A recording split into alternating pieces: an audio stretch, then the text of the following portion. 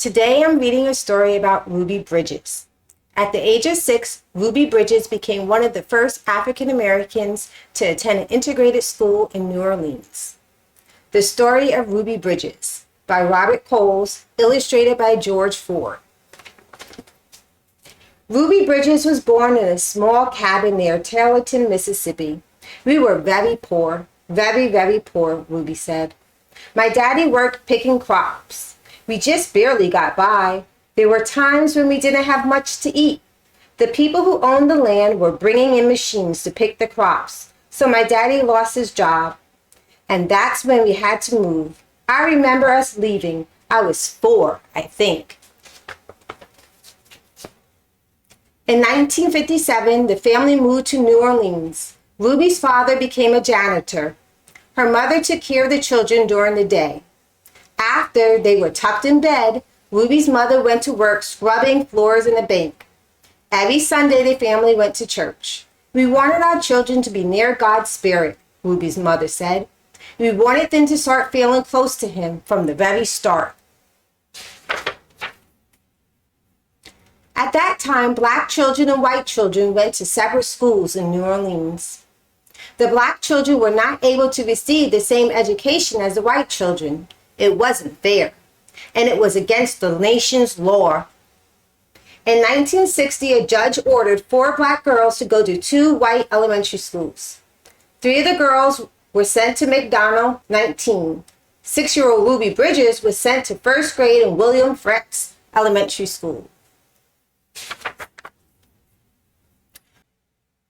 Ruby's parents were proud that their daughter had been chosen to take part in an important event in American history. They went to church. We sat there and prayed to God, Ruby's mother said, that we'd all be strong and we'd have courage and we'd get through any trouble, and Ruby would be a good girl and she'd hold her head up high and be a credit to her own people and a credit to all the American people. We prayed long and we prayed hard. On Ruby's first day, a large crowd of angry white people gathered outside the Frex Elementary School. The people carried signs that said they didn't want black children in a white school. People called Ruby names. Some wanted to hurt her. The city and state police did not help Ruby. The President of the United States ordered federal marshals to walk with Ruby into the school building. The marshals carried guns. Every day for weeks that turned into months, Ruby experienced that kind of school day. She walked to Frex Elementary School, surrounded by marshals, wearing a clean dress and a bow in her hair and carrying her lunch pail. Ruby walked slowly for the first few blocks. As Ruby approached the school, she saw a crowd of people marching up and down the street. Men and women and children shouted at her. They pushed toward her. The marshals kept them from Ruby by threatening to arrest them. Ruby would hurry through the crowd and not say a word. The white people in the neighborhood would not send their children to school. When Ruby got inside the building, she was all alone except for her teacher, Mrs. Henry. There were no other children to keep Ruby company, to play with and learn with, to eat lunch with. But every day, Ruby went into the classroom with a big smile on her face, ready to get down to the business of learning. She was polite, and she worked well at her desk. Mrs. Henry said she enjoyed her time there. She didn't seem nervous or anxious or irritable or scared. She seemed as normal and relaxed as any child I've ever taught. So Ruby began learning how to read and write in an empty classroom in an empty building. Sometimes I look at her and wonder how she did it, said Mrs. Henry. How she went by those mobs and sat there all by herself and yet seemed so relaxed and comfortable.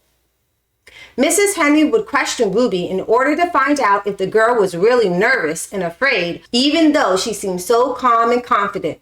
But Ruby kept saying she was doing fine.